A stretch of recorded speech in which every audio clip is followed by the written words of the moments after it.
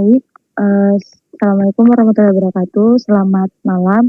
Yang saya hormati Ibu Ami Supratiwi selaku dosen pengampu mata kuliah kewarganegaraan serta teman-teman kelas saya yang saya banggakan. Jadi sebelum memaparkan materi hari ini atau malam ini, izinkan saya menyampaikan permohonan maaf yang tulus. Kami menyadari ada kekeliruan dalam proses pengunggahan dokumen tugas di LMS sebelumnya. Hal tersebut terjadi karena adanya kebingungan teknisi terkait instruksi atau format folder di sistem.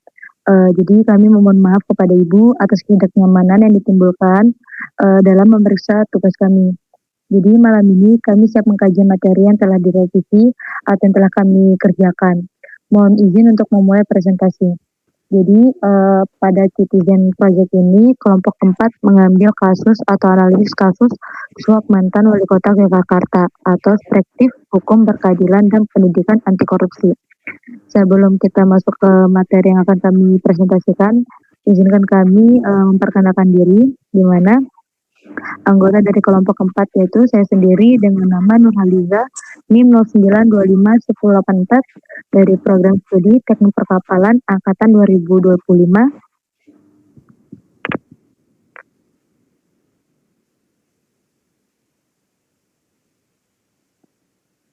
Untuk teman-teman silakan memperkenalkan dirinya.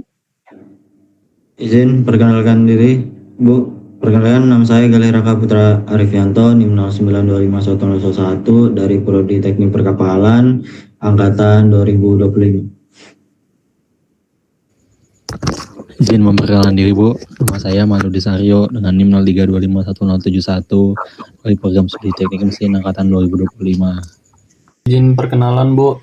Nama saya Farah Sekosap.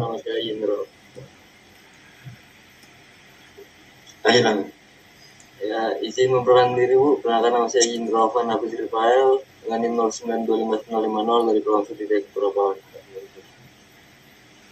Baik, Bu, izin perkenalan, nama saya Farah Sekosaputro, NIM saya 03251005. Saya dari Teknik Mesin angkatan 2025. Izin memperkenalkan diri, Bu. Nama saya Muhammad Junior Rasid dengan NIM 09251087 dari program studi Teknik Perkapalan angkatan 2025. Izin, Bu, perkenalkan nama saya Gregory Sadrul Munte dengan NIM 09251035 dari prodi Teknik Perkapalan angkatan 2025, Bu. Oke, baik Bu, dan teman-teman kita langsung saja masuk ke dalam materi yang dimana akan dibacakan oleh Faras. Baik, Bu, jadi yang pertama itu ada latar belakang dan urgensi kasus, alasan memilih suap penyuap, serta signifikasinya terhadap tatanan hukum dan integrasi sosial masyarakat. Jadi pada tugas Citizen kali ini, kelompok kami memilih menganalisis kasus yang bertema suap penyuap. Tema suap menyuap ini memiliki hubungan yang kuat dengan konsep hukum yang berkeadilan karena praktik suap menyebabkan hukum tidak berjalan secara jujur dan adil. Keputusan yang seharusnya didasarkan pada aturan dan kepentingan umum seringkali dipengaruhi oleh uang atau kepentingan tertentu. Akibatnya masyarakat kecil dapat dirugikan sementara pihak yang memiliki kekuasaan atau materi yang lebih mudah memperoleh keuntungan. Oleh sebab itu, penegakan hukum yang adil dan bebas dari praktik suap sangat diperlukan untuk menciptakan kepercayaan publik serta menjaga prinsip keadilan di masyarakat. Oke, dilanjut oleh saya sendiri yaitu mengapa kasus suap harus dikaji. Jadi pernah nggak sih kita mikir kenapa setiap kali kita buka berita atau kasus suap itu kayak nggak pernah ada habisnya. Jadi pada bagian ini tuh alasan pertama tuh suap itu menghancurkan keadilan. Kita bayangkan belajar setengah mati buat ujian atau daftar kerja, tapi posisi itu malah didapat orang yang bayar di bawah meja. Kalau kasus suap itu tidak dikaji dan dibiarkan, kerja keras kita sebagai mahasiswa bakal kalah sama kekuatan uang. Terus alasan kedua, untuk menjaga kompas moral kita. Kadang tanpa sadar, hal kecil seperti nitip absen atau bayar denda tilang secara damai, itu adalah bibit-bibit suap. Dengan mengkaji kasus suap secara ilmiah, kita jadi sadar seberapa bahayanya dampak uang pelincin atau uang pelicin ini. Jadi kita nggak ikut-ikutan menormalisasinya nanti pas sudah kerja. Terus alasan ketiga yang menurut saya itu adalah karena masyarakat menaruh harapan pada kita. Mahasiswa punya modal berupa ilmu dan pikiran yang masih jernih, belum punya kepentingan politik. Kalau kita tidak mengkaji dan mengkritisi ini, siapa lagi yang mau bersuara objektif? Jadi kesimpulan mengapa kasus suap ini harus dikaji. Mengkaji kasus suap bagi mahasiswa itu bukan cuma buat menuntaskan tugas kuliah atau dapat nilai A. Ini adalah cara kita membentengi diri dan mempersiapkan diri sebelum terjun ke dunia kerja yang penuh godaan. Jadi mari kita mulai dari hal kecil, jujur dan akademis. Berani kritis melihat sekitar, jangan pernah maklum terhadap kecurangan. Jadi terima kasih dari saya, dilanjutkan oleh Aryo. Baik Bu, jadi masuk ke rumusan masalah utama. Jadi di sini terdapat 3, yaitu bagaimana sih, yang pertama itu ketidakadilan hukum. Jadi yang ketidakadilan hukum ini bagaimana sih suap itu menyelapkan atas kesetaraan warga negara di hadapan hukum dan menyebabkan layanan birokrasi menjadi tebang pilih. Jadi ketidakadilan hukum dalam kasus suap menyuap terjadi ketika proses hukum itu mengambil keputusan yang tidak lagi berdasarkan atas hukum yang berlaku, melainkan dipengaruhi oleh uang, jabatan, atau kepentingan tertentu. Nah, untuk pencegahan sistematisnya, atau bisa dibilang bagaimana sih nilai-nilai yang anti korupsi yang dapat diterapkan untuk mencegah kasus suap menyuap ini seperti serupa, itu tentunya ditanamkan sejak kecil ataupun sejak sekolah dasar. Mengapa demikian? Karena melalui pendidikan penanaman sikap jujur dari kecil sejak dini, seperti sikap jujur, disiplin, tanggung jawab, dan peduli terhadap kepentingan bersama, itu bisa memberikan dampak yang signifikan untuk kedepannya. Dan yang ketiga itu perspektif publik. Jadi maksudnya itu bagaimana sih respon masyarakat sipil, mahasiswa, dan akademisi terhadap kompromi hukum yang terjadi dalam kasus suap kepala daerah ini. Jadi itu bisa dibilang pandangan masyarakat terhadap kasus ini. Jadi sebenarnya masyarakat itu pada umumnya memandang kasus suap itu sebagai tindakan yang merugikan. Karena juga tentunya suap itu hanya mementingkan kedua belah pihak, tidak menguntungkan banyak pihak. Nah, jadi praktik suap menyuap itu dianggap menyebabkan hilangnya kepercayaan masyarakat terhadap hukum dan lembaga pemerintah. Mengapa demikian? Karena keputusannya itu seringkali dipengaruhi oleh kepentingan pribadi. Jadi masyarakat itu menilai suap itu menjadi salah satu penyebab terhambatnya pembangunan dan terciptanya kesenjangan sosial di lingkungannya. Sekian. Baik, terima kasih Arya. Ini dilanjuti oleh Jenny. Baik, izin Bu. Di sini berikutnya adalah kronologi operasi tangkap tangan KPK yang dilakukan atas kasus yang melibatkan Wali Kota Yogyakarta, di mana kasus ini bermula ketika pengembang properti menyuap Wali Kota Yogyakarta, Pak Haryadi Suyuti, melalui perantara untuk melancarkan izin mendirikan bangunan atau IMB apartemen, di mana pada bulan Juni tahun 2022, KPK melakukan operasi tangkap tangan OTT dan menemukan transaksi suap aktif berupa uang tunai bernilai ratusan juta rupiah. Lalu pada November 2022, pemberi suap dijatuhi vonis 3 tahun penjara dan denda sebesar 200 juta rupiah oleh Pengadilan Tindak Pidana Korupsi.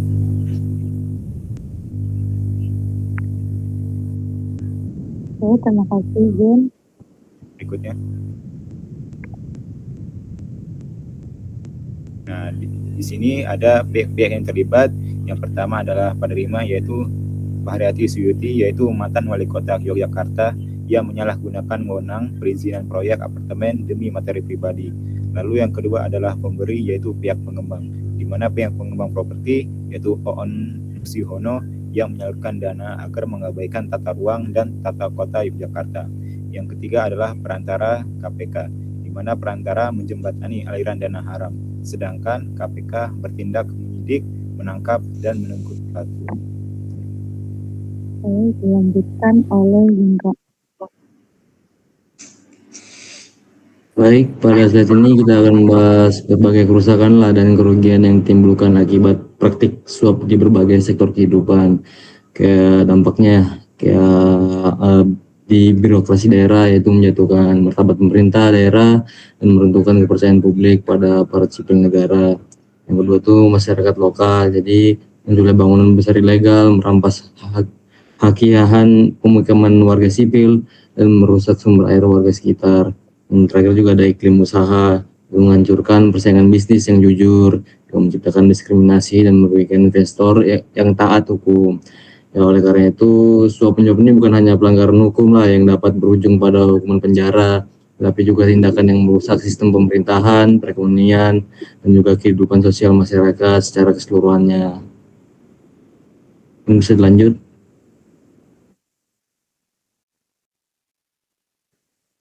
Jadi izin Bu, jadi kita sudah melakukan wawancara untuk masyarakat sipil, mahasiswa, dan salah satu dosen di kampus Institut Teknologi Kalimantan. Dari hasil wawancara itu dari mahasiswa yaitu Prodi Teknik Perkapalan mengatakan korupsi dan suap menyuap merampas hak publik. Anggaran yang harusnya dinikmati masyarakat luas menjadi lenyap. Sedangkan dari masyarakat sipil atau pedagang UMKM, suap mengacaukan layanan publik gratis. Orang kaya bisa mempercepat urusan mereka, sementara warga kecil terhambat. Dan dari seorang dosen di salah satu kampus ITK akademik, kasus ini membuktikan parahnya krisis integritas individu pejabat publik kita, bukan sekedar kelalaian KPK. Saya bisa dilanjut oleh Raka. Ya, izin Bu. Analisis teoris dan kewarganegaraan, itu ada dua, teori aktif citizenship, yang kedua hukum berkeadilan substantif. Itu yang pertama itu teori aktif citizenship, itu right to good governance. Warga negara memiliki hak fundamental atas pemerintahan yang bersih, jujur, transparan, dan patuh hukum. Keterlibatan kelompok sipil itu menuntut bertanggung jawab dalam pembangunan kota merupakan pembentukan nyata warga negara aktif demi membela keadilan ekologis. Terus yang kedua, hukum berkeadilan substantif, itu keadilan hukum sejati melampaui aspek prosedural, menghukum fisik pelaku belum sepenuhnya menyelesaikan masalah keadilan. Oleh karena itu, penegakan hukum harus menyentuh penjemputan IMB yang catat hukum serta melakukan pemulihan lingkungan atau wilayah cagar budaya yang terlalu rusak. Saya dilanjutkan oleh Gregory. Izin Bu, jadi ada pun solusi strategis berantas suap. Satu, penerapan e-government radikal. Digitalisasi penuh seluruh pengajuan izin seperti integrasi OSS tanpa tatap muka untuk memangkas ruang tawar-menawar ilegal di bawah meja. Jadi mendorong e-government dan transparansi perizinan itu adalah solusi jangka panjang di mana pemuda harus menerapkan sistem perizinan digital terpadu. Seperti tadi online single submission yang diperketat, di mana alur dokumen dan status perizinan bisa dilacak oleh masyarakat luas. Ini memotong ruang negosiasi tatap muka yang rawan suap. Terus kedua ada penguatan citizen watchdog atau membuka kanal keterbukaan informasi AMDAL yang transparan sehingga komunitas lokal, mahasiswa, dan pers daerah aktif memantau proyek tata kota.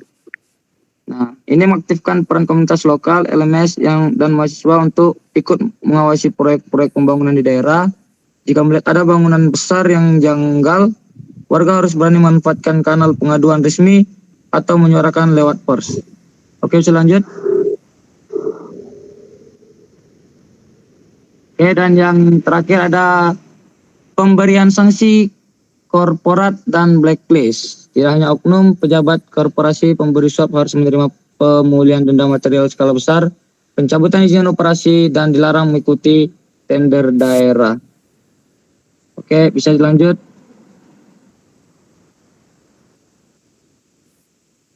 Oleh Faras. Baik, yang terakhir itu adalah matriks aktualisasi nilai anti korupsi. Jadi yang pertama itu kejujuran. Aktualisasi individunya yaitu menolak plagiarisme, terus titip absen dan juga praktik menyuap nilai akademis. Seperti nilainya rendah gitu, dia menyogok dosennya supaya nilainya bisa bagus gitu. Baru aktualisasi sistem pemerintah, mewajibkan LHKPN yang valid dan keterbukaan rekrutmen ASN tanpa nepotisme. Baru yang kedua, tanggung jawab pada aktualisasi individu, yaitu mempelajari hukum tata kelola negara dan aktif mengawal hak publik. Terus untuk aktualisasi sistem pemerintahnya, yaitu menjalankan fungsi pengawasan secara internal eksternal secara independen. Dan yang ketiga, keberanian, courage.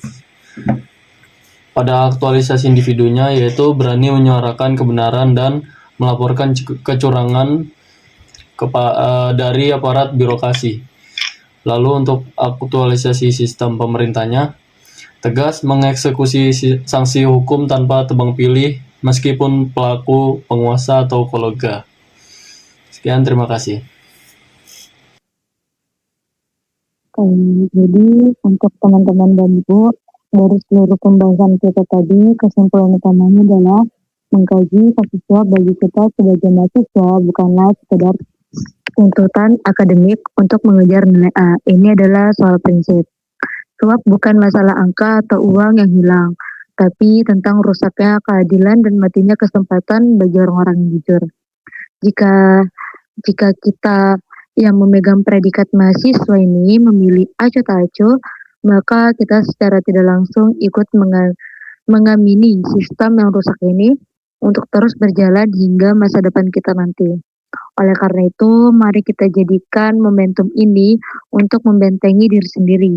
Mari kita mulai dari hal kecil, menolak titip absen, jujur dalam setiap tugas, dan berani bersuara ketika melihat kecurangan di sekitar kita. Karena kalau bukan kita yang memulai perubahan, lalu siapa lagi? Dan kalau bukan sekarang, lalu kapan lagi? Sekali lagi kami mohon maaf atas kendala teknis terkait salah upload file di LMS di awal tadi, dan kami sangat berterima kasih atas pengertian serta perhatian Ibu dan teman-teman semua sepanjang presentasi ini. Presentasi kelompok 4 kami tutup. Sekian dari kami, terima kasih. Wassalamualaikum warahmatullahi wabarakatuh.